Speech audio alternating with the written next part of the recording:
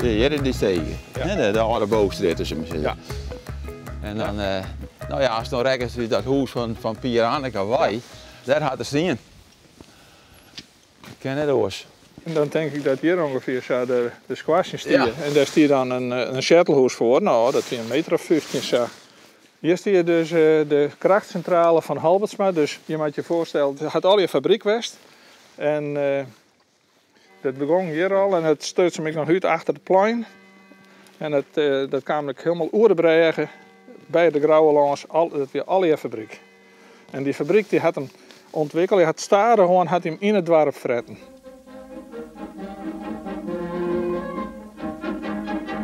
De productie begon als het ware in 1891 met het maatje van boetervetten. In de jaren 30 bezig begonnen met dwarmen.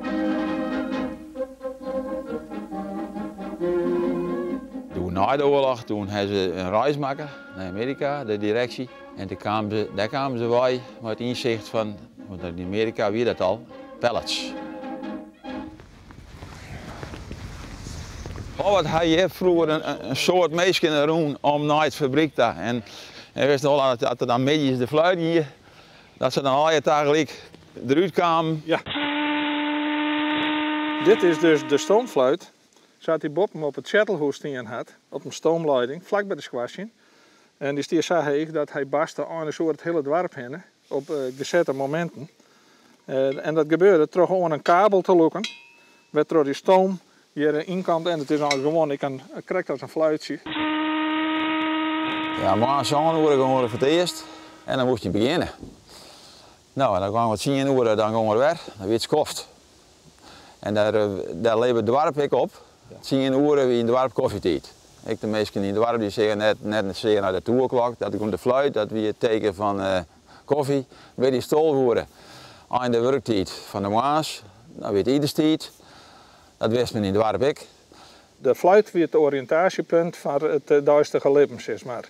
En daarnaast had de fluit natuurlijk ook een belangrijke functie in geval van brand.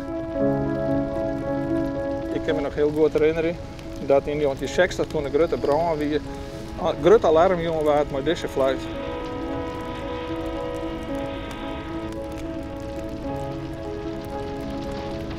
Ja, het weer een zwier wassen geluid dat het over het dorp klonk.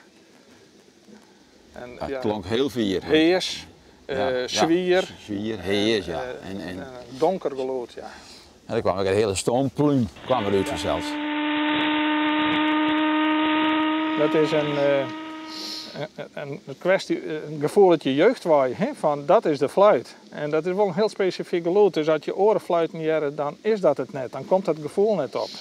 Ik heb er zelfs van jontje 60 al werken bij dat fabriek.